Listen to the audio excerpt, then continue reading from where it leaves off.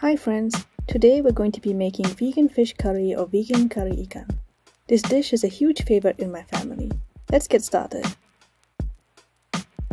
First, we need 8 red onions. Let's peel off the skin and then quarter them like this. Then we're going to add them into our blender. But save these 2 and we will slice them finely. We are also going to need 6 cloves of garlic.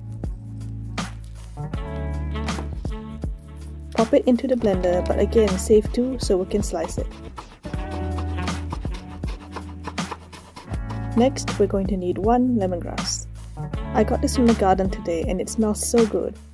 We're just going to chop the top off the bottom and then we're going to pop it into the blender. Now this is optional, but I like to add kaffir lime leaves for extra fragrance.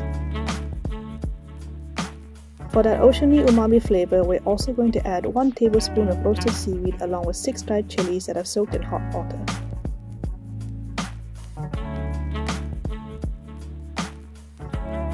And then we're going to blend it all up.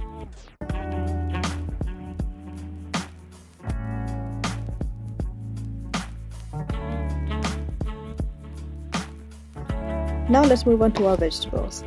I have 5 eggplants here and we're just going to halve them like this. We also have some okra here which we're going to leave in whole. If you cut them, the slime from the okra might change the texture of the curry and we don't want that. We have some tomatoes here too.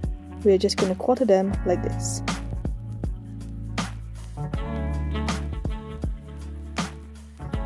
And we're also going to need big red chillies for extra flavor and color. Here I have frozen tofu that I've thawed earlier. The reason why I'm using frozen tofu is because it has a chewier, more satisfying bite than fresh tofu. I mean, look at that texture. It's going to absorb all of the flavor from the curry. If you don't have frozen tofu, you can absolutely just use fresh tofu. Our curry paste is just store-bought fish curry powder mixed with some water. I'm using babas.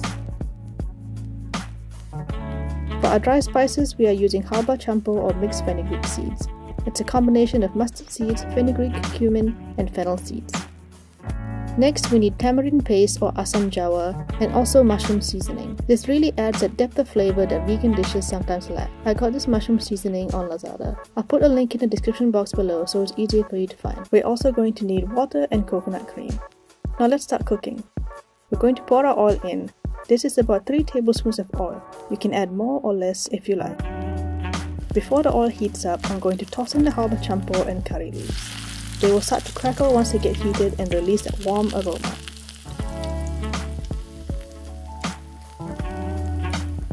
Once that happens, we can add our sliced onions and garlic and cook them until they're fragrant and soft.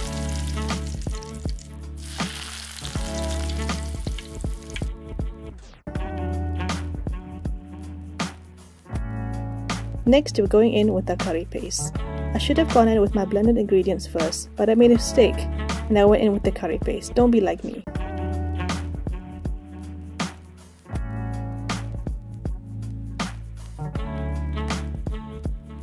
We're going to cook this until the oil separates or pecah minyak.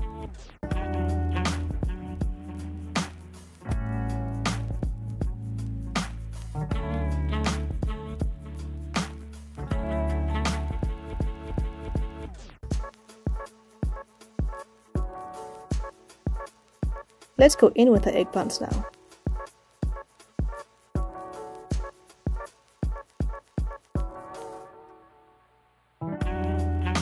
We'll just wait for it to simmer a little bit and then we'll add our okra.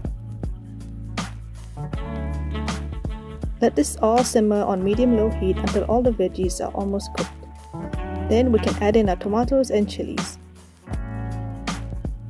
Don't add them in too early or they'll fall apart.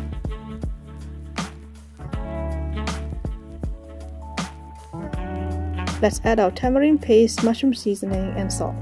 Taste the curry and adjust accordingly. If you want, you can add MSG for that extra umami. We're going to let everything simmer for about 8 minutes and then we can add our tofu in. Just use your spatula to submerge them gently for maximum flavor absorption. And now comes my favorite part, pouring in the coconut cream. Let it simmer a bit for the coconut cream to heat through. Tap your spatula 3 times and then we are done. Wow, look at that! I can't wait to dig in. Thank you so much for cooking with me today. The full recipe for this curry will be in the description box below. If you like this video, please give me a thumbs up and subscribe for more Malay food veganized. I post new videos every Friday. See you in the next video.